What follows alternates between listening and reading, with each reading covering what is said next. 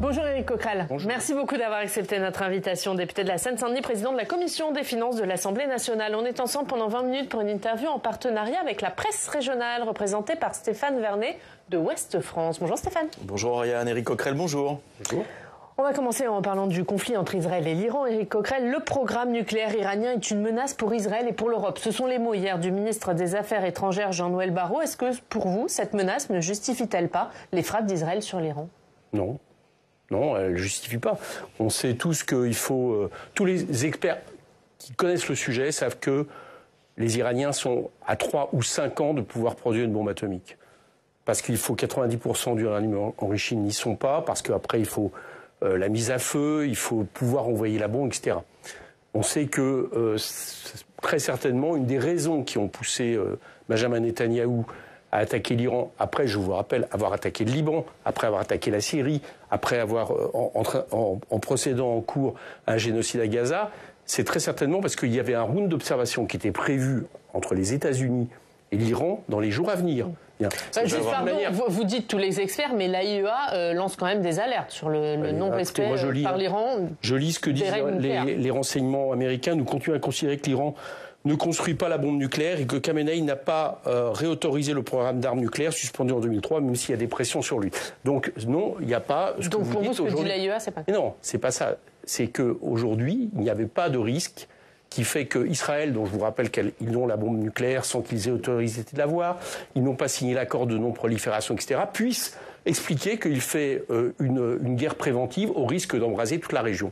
Donc je pense que la France... Donc vous n'êtes pas d'accord avec Jean-Noël Barrot, il n'y a pas une menace. Je suis en désaccord avec la position française qui consiste à dire que Israël a le droit d'assurer sa sécurité, parce qu'à ce compte-là... Il n'y a pas que la France. À ce compte-là, il aurait fait... Vous me posez la question sur la France. Là, je viens de voir que la Finlande condamne. Hein.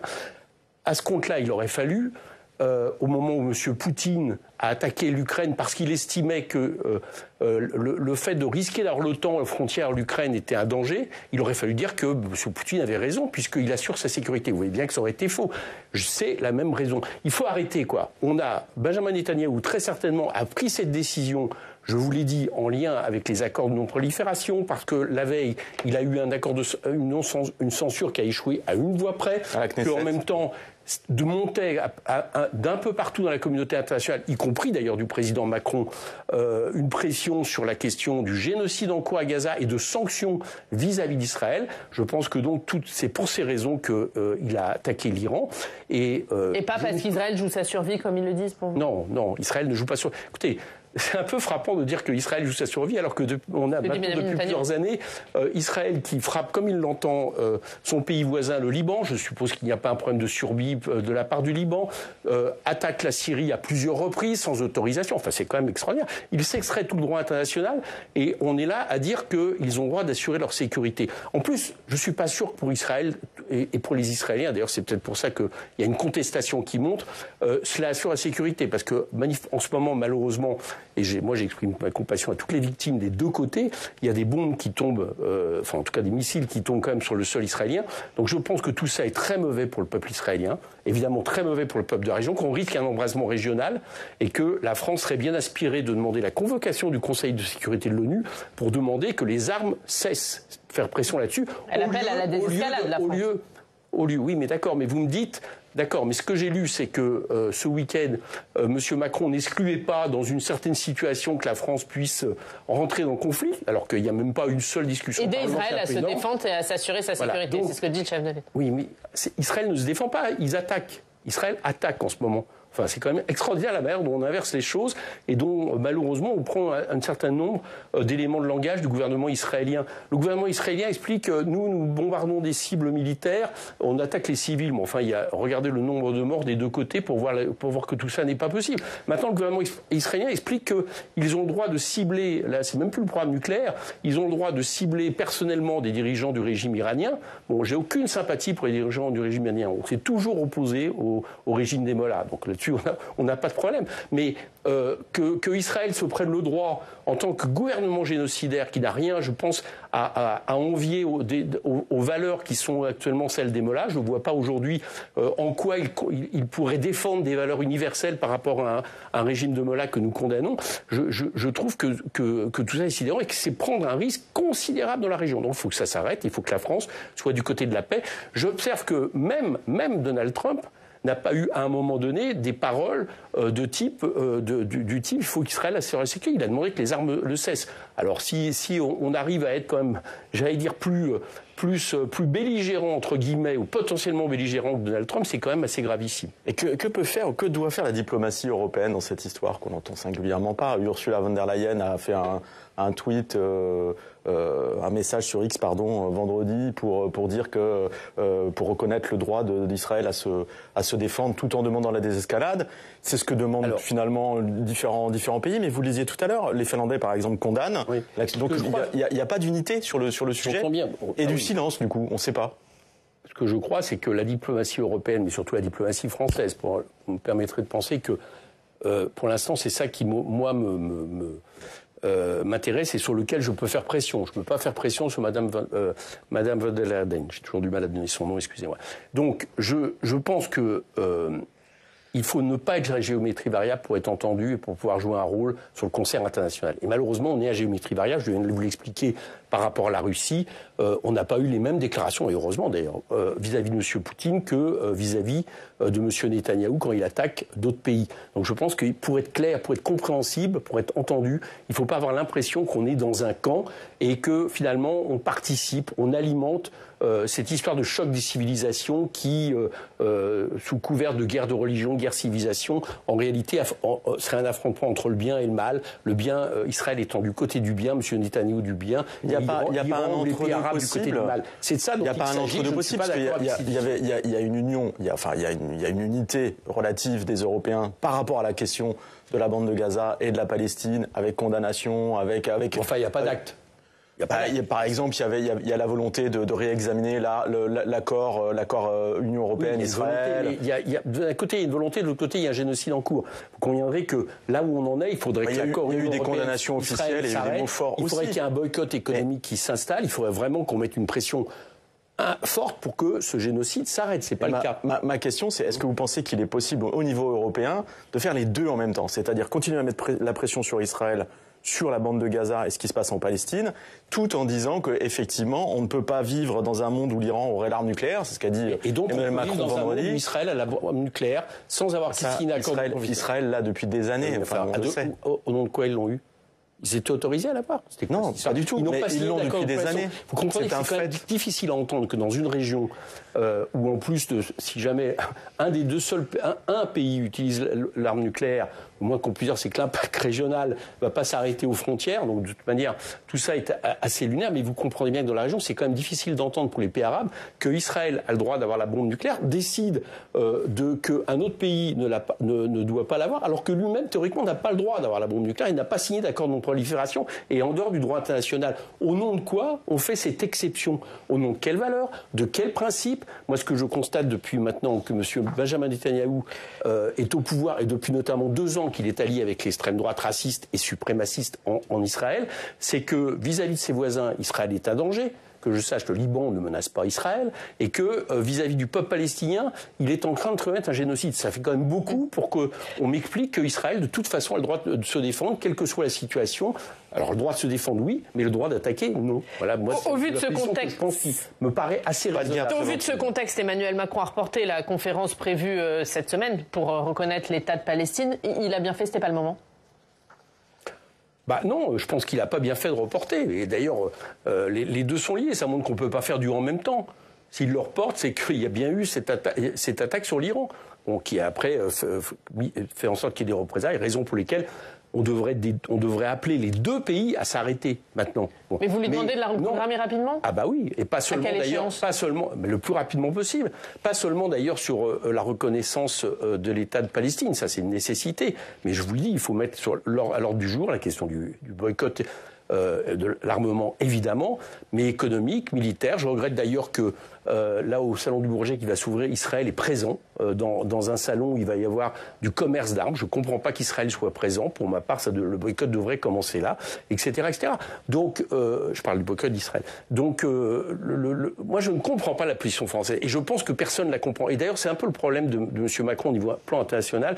C'est que on n'a jamais un moment où on se dit pendant une semaine il va avoir une position correcte. Il arrive toujours à avoir la position inverse quelque part. Donc il a bien commencé il y a quelques jours en montant le temps par rapport à Israël sur la question des sanctions éventuelles, etc., d'appeler à cette conférence. Et puis là, ça se termine sur Israël a le droit à la sécurité quand ils attaquent l'Iran, alors même que, je vous le dis, il n'y a pas de danger immédiat, c'est-à-dire à des échelles de quelques années, pour l'instant, l'Iran et la question, parce qu'on a encore beaucoup de sujets à aborder, la question d'Israël qui divise toujours entre le PS et les Insoumis ce week-end lors du congrès du Parti socialiste. Le député socialiste Jérôme Guedj s'en est pris à Jean-Luc Mélenchon. L'écoute.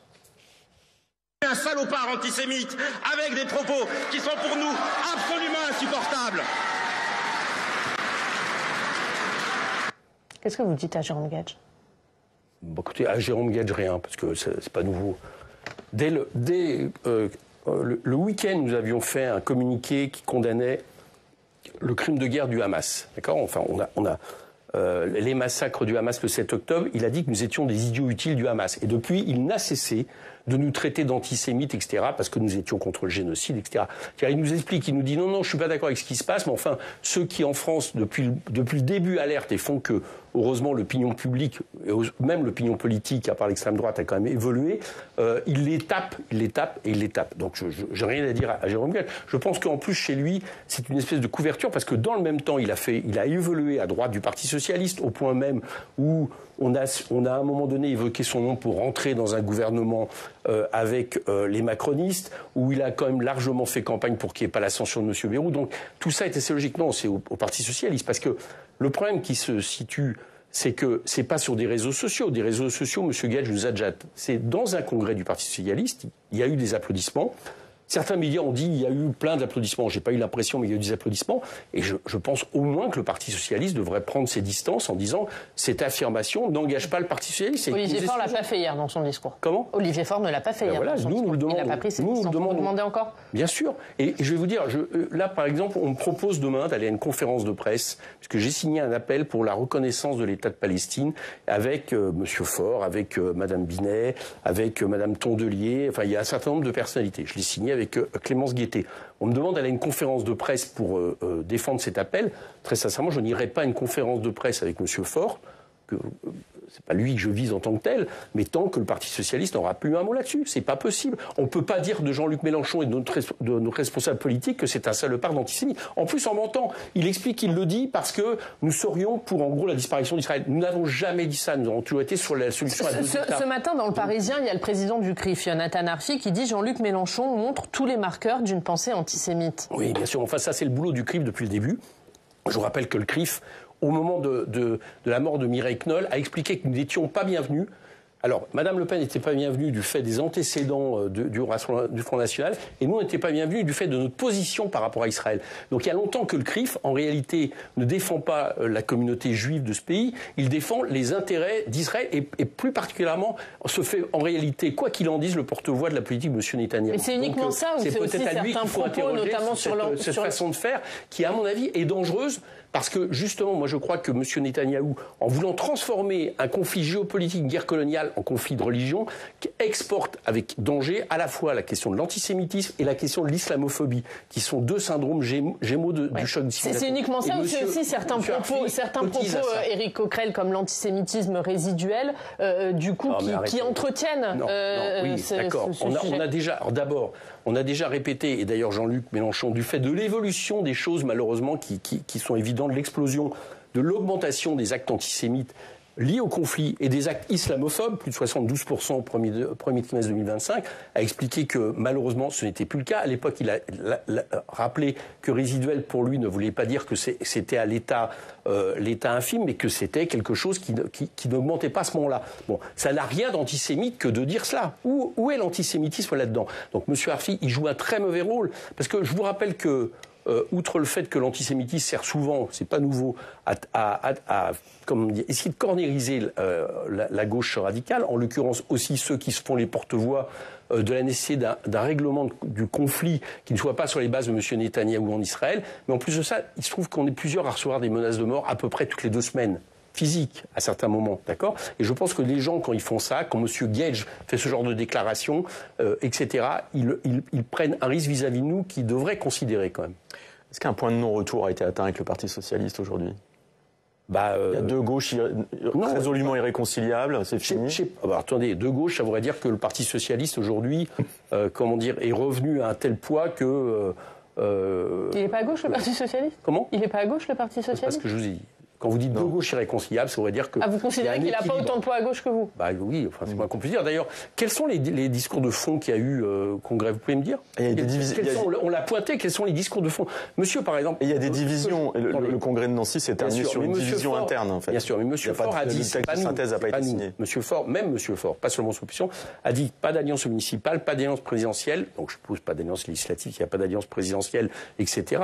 Et il explique... il dit, c'est un peu plus... Oui, enfin, il dit pas d'accord national, mais des accords locaux face à l'extrême droite. Il imagine une candidature commune, mais ça va de M. Glucksmann à M. Ruffin et ça nous exclut, etc. Donc c'est eux qui nous excluent.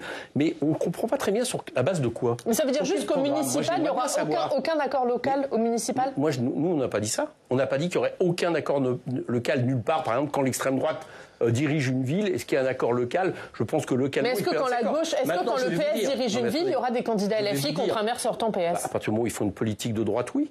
Moi, vous aviez M. Adelziane, là, juste à maintenant. M. Boimrad, non seulement à Saint-Ouen, dans ma circonscription, fait une politique qui, pour moi, n'est pas une politique qui correspond aux intérêts des Odoniens, par exemple, sur le logement, mais en plus de ça, fait des municipales un tremplin national où il passe son temps à nous taper dessus. Donc il y aura un candidat LFI contre Karim Boimrad. Bien évidemment. Et dans d'autres villes. Et dans toutes les villes où le Parti socialiste, et il y en a malheureusement beaucoup, ne fait pas une politique de rupture que nous souhaitons. Donc il y aura des candidats. Il y aura des exceptions parce que... Il peut y avoir des accords locaux. Localement, il y a peut-être la possibilité que certains socialistes fassent des réels programmes de rupture, etc. Il peut y avoir des exceptions. Mais de manière globale, oui, nous entendons défendre des programmes de rupture. Nous, c'est le programme. Moi, ce que je regrette dans ce congrès du Parti socialiste, c'est qu'on ne sait pas sur quel programme. Que vont-ils dire, là, le Parti socialiste ? Ça n'a pas été un débat. Là, on va discuter des retraites, je crois. Manifestement, il ne va pas y avoir l'abrogation de la réforme Borne. Qu'est-ce qu'ils vont dire sur une motion de censure que nous proposons ? Ils vont la voter ? Ils vont pas la voter ? Ils sont d'accord ou pas avec ce qui est en train de se passer au conclave ? On n'en sait rien. Donc moi, ce que j'observe pour l'instant, c'est que eux nous excluent. Bon, ils ont un congrès où manifestement ils ont besoin de LFI pour l'animer parce que sinon il n'y a pas grand-chose à en dire. Bien, et ils sont dans une situation où on ne sait pas très bien ce qu'ils vont faire vis-à-vis du maintien ou pas du gouvernement Bayrou dans les mois à venir. Moi, c'est ça qui m'intéresse. Qu'est-ce que va faire le Parti socialiste ? C'est là où on va tester où ils en sont et où ils sont. Et comment ? Vous, qu'est-ce que vous allez faire ? Alors, je vous le dis. Par rapport à l'abrogation de la réforme des retraites, nous allons reproposer une motion de censure. Nous espérons bien cette fois-ci que toute la gauche va voter. Quel que soit le contenu de l'accord, même s'il y a des accords demain à l'issue du conclave. Mais manifestement, il n'y aura pas d'accord qui remette en question la réforme Borne. Non, il peut y avoir des accords sur la pénibilité, sur les pensions des femmes, sur un abaissement de l'âge de départ à la retraite à 64 ans. Et donc c'est soit ça, soit rien. Je le dis très sincèrement. J'espère d'ailleurs que aucun des syndicats de salariés qui est sur le conclave, qui se sont mobilisés de manière forte sur la question du recul de départ de l'âge de la retraite, ne finissent par s'accorder sur un texte qui l'entérine. Ça, je pense que les salariés n'attendent pas ça. Si je peux me permettre, je fais pas de... C'est un message à la CFDT. Bah, je n'aime pas. Il n'y a pas que la CFDT. Il y a mes amis CFE, CGC, etc. J'ai entendu des propos en plus très radicaux, en tout cas normal de combativité il y a encore quelques mois de leur part. J'espère qu'ils ne vont pas, tomber dans le piège que tend M. Bayrou pour essayer de trouver, quelque chose qui habille en réalité la réforme Borne. Et si c'est le cas, si jamais c'était le cas, je pense que les groupes de gauche qui, il y a peu de temps, ont voté une proposition de résolution qui a été majoritaire, proposée par le groupe GDR à l'Assemblée, Sa niche parlementaire. Oui. Voilà, qui contre la réforme Borne. Alors, elle n'a pas d'effet concret, mais au moins, ça a montré qu'elle n'avait pas de majorité. J'espère qu'ils vont nous suivre dans la motion de censure. Et s'ils nous suivent dans la motion de censure, ça va être compliqué pour la Rassemblement national de ne pas la voter. Donc, on peut, par exemple, censurer le gouvernement Bayrou. C'est là-dessus que je vais voir concrètement ce qu'est le Parti socialiste et ce que fait le Parti socialiste. Mais pour commencer, je le répète, je pense que Monsieur Faure ne peut pas laisser dire que la déclaration de M. Gage, quelque part, emporte ou vaut pour position du Parti socialiste. Si le gouvernement tombait là avant la fin de la session parlementaire, le 11 juillet, on passerait le seuil des 1 an après dissolution, 9 juillet. Ça veut dire qu'on peut avoir une nouvelle dissolution? Oui. Vous y seriez favorable? Moi, je pense que le peuple est toujours la solution. En tout cas, la dissolution ne me fait pas peur. C'est-à-dire que ce qui me fait peur, c'est que M. Bayrou, le macronisme, continue à sévir dans ce pays, à appliquer des politiques qui ne correspondent absolument pas à l'état du pays et à la nécessité de l'heure.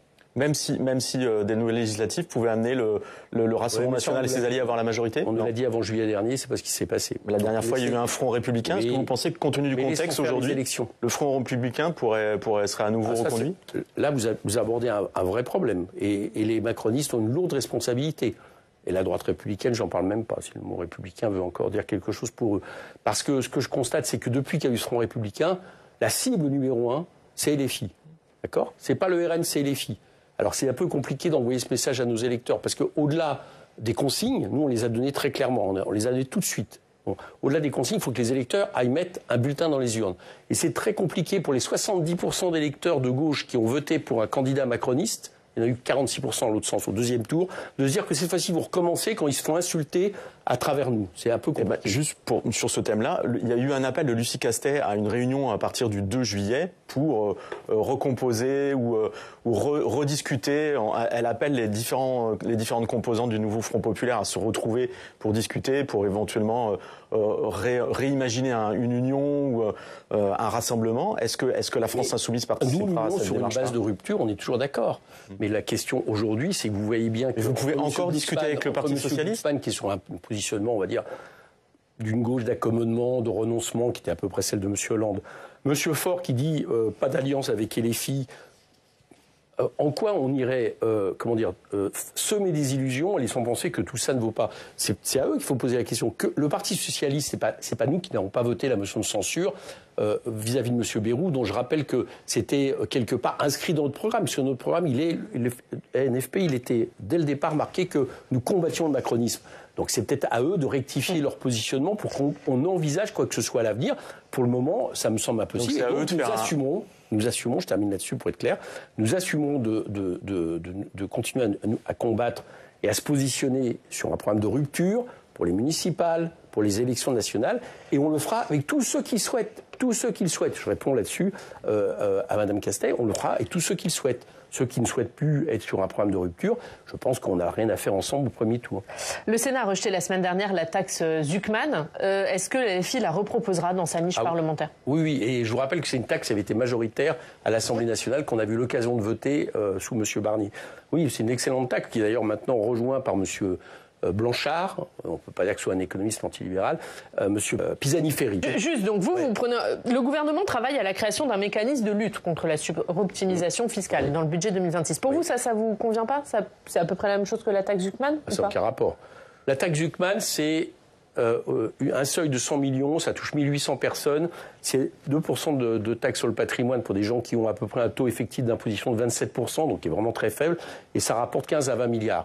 La taxe qu'il propose exclut les biens professionnels, et c'est tout le problème, parce que ces gens-là ont transvasé leur bien personnel, leur patrimoine vers du bien professionnel, et touchent 0,5% des gens. M. Zuckman a fait le calcul, il estime qu'en réalité, ça va concerner 0,05% du volume de ce que rapporterait sa taxe. Donc il ne peut pas y avoir un consensus autour de ça en remplacement de la taxe Zuckman? Non, bien sûr que non. Moi, je pense qu'il faut les deux taxes Zuckman. Voilà. Il faut la taxe Zuckman, celle-ci, sur le patrimoine, et l'autre excellente, qui était sur les grandes entreprises qui délocalisent leurs profits. Tout ça va rapporter les deux, cumulés 40-45 milliards. On peut commencer à construire quelque chose où on va chercher les recettes à la fois pour investir et pour réduire les déficits. Un dernier mot sur le budget, Stéphane. Qu'est-ce qu'il y aura dans le plan d'économie présenté par François Bayrou à la mi-juillet? Alors là, écoutez, vous avez les infos? Aux dernières nouvelles, je dis aux dernières nouvelles parce que ça change chaque semaine. Aux dernières nouvelles, j'ai cru comprendre qu'ils voulaient stabiliser le budget. Ils ne savent pas si c'est avec l'inflation ou pas. C'est-à-dire ne pas augmenter les budgets. Bon, tout ça rapporte. La fameuse année blanche, le gel. Enfin, il ne donne pas ce terme-là, mais là, je cite Éric Lombard, c'est une stabilité des budgets. Bon, tout ça ne rapporte pas 40 milliards. On nous parle des opérateurs, mais à niveau de 2 à 3 milliards. On nous parle des niches fiscales, comme à chaque printemps. À chaque printemps, c'est allez-y, proposez-nous. Puis à l'automne, on les a oubliés en général parce qu'on ne veut pas toucher aux niches fiscales. Il y avait les 10% d'abattement professionnel pour les retraités, ça c'est oublié, c'est passé. J'espère que ça va être oublié, parce que ça attaque à la fois des gens qui ne sont pas des privilégiés. Ça pourrait encore revenir. Je ne sais pas. Écoutez, je suis comme vous. Moi, un jour, il y a quelque chose. Un jour, il y a la TVA sociale. Moi, j'ai l'impression qu'ils ne savent pas très bien où ils vont. Et je vais vous dire, parce qu'on n'a plus beaucoup de temps, pourquoi ils ne savent pas où ils vont. C'est que nous sommes dans une situation économique très dure et très compliquée. Toute baisse de dépenses publiques a un aspect récessif, ils le savent. Donc, ils ont un impact sur la croissance. Ils ont d'un côté leur objectif, puis de l'autre côté, ce que ça provoque. Ce que ça provoque, c'est de la récession, des baisses de recettes, et puis un espèce de cercle vicieux. C'est pour ça que la politique d'offre et de compétitivité ne marche pas. Merci Éric Coquerel.